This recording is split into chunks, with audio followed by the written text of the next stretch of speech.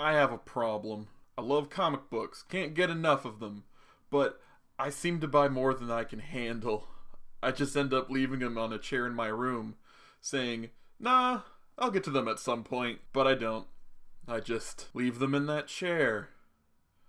That damn comic book chair. Hello, fellow rejects, and welcome back to another episode of the Comic Book Chair. Today's episode, All New Ghost Rider Volume 1. Synopsis. Robbie Reyes, underprivileged youth living in East LA, wants nothing more than to protect his younger brother Gabe and provide a better life for him. Robbie sees a chance in taking part in street races to grab a little extra cash so that he can leave his current life behind his rearview mirror. Then again, all it takes is the wrong car, the wrong race, and the wrong deal that will turn Robbie's already less than ideal life into a living hell. Yes, that's basically what happens. I mean, there's a lot of detail that I don't want to reveal because spoilers, but that's it. So moving on. Robbie Reyes, the current Ghost Rider, is a hero that causes his own tragedies.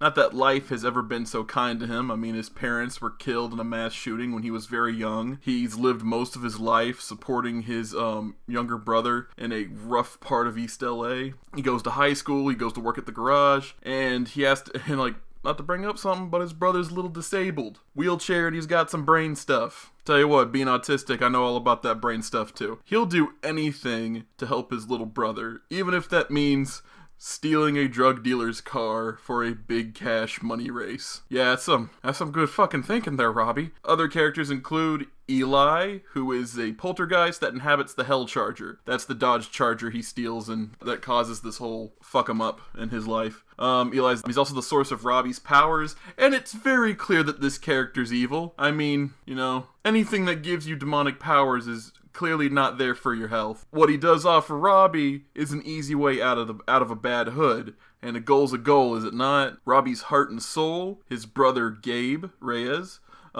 Gabe Reyes is Robbie's mentally and physically handicapped brother.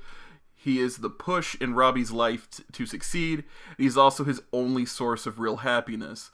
Though he's a major source of Robbie's responsibility, he never views Gabe as a burden. Gabe is his brother, and taking care of him is just something you do for family. There's no regret behind it. He just fucking's got to take care of his little brother, and it's really hard for him. Alright, our main antagonist of the book is Cal Zavo, aka Mr. Hyde. He's a Z-list Avengers villain who has had enough of that superhero-packed New York City, decides to go west and ends up in East LA, a place where no superhero or police officer would dare to go, and raise a new criminal empire with his new drug Pink, which is in reality a low-level and unstable version of the Hyde formula he uses to transform into his vile other half, Mr. Hyde. Hyde formula. The other villain in this book is Grumpy, who's a drug lord stiffing Zavo over the new drug Pink. Kept it to sell a little cash. Once he realized what it was, he starts taking it and becomes a grumpy version of Mr. Hyde.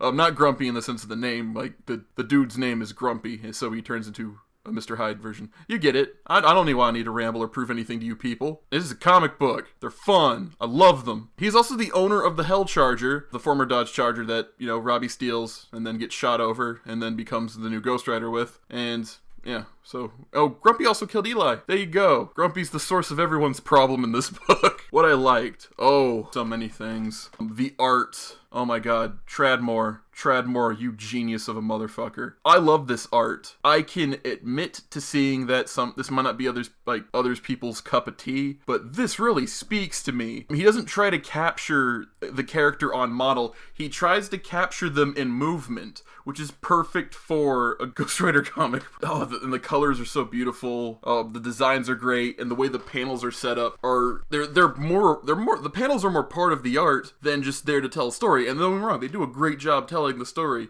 There's this picture I got up right now. Look at this, that you can follow. You look at this, don't have any context. You're following a story looking at this. And just, god damn it, good job, sir. Tradmore, I will read anything you are the artist for. I'll read the shit out of that. The action.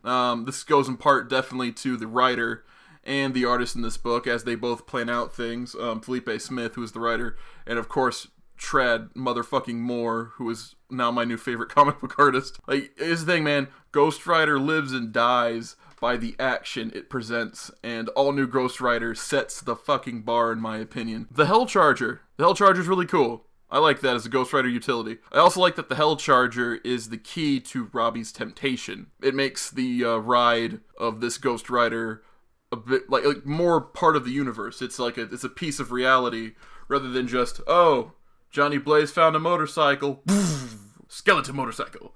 You know, it's just there. The car is important, as is just as important as the Ghost Rider that uses it.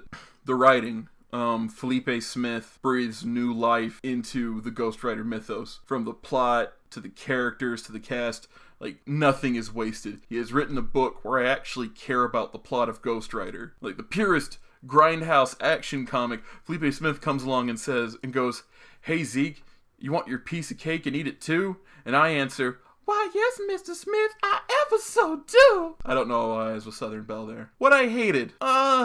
Gabe? I mean, I know why he's there, but Gabe's mental state and the way he's portrayed is offensive. I mean, I've met honest-to-God mentally handicapped people his age, and they have way more sense and way more self-awareness than Gabe has. I mean, he comes off more as an annoying stereotype rather than Robbie's heart. And I believe that's what, that's what he's intended to be. It's just, yeah, no, that's not how you fucking write that character. Final verdict.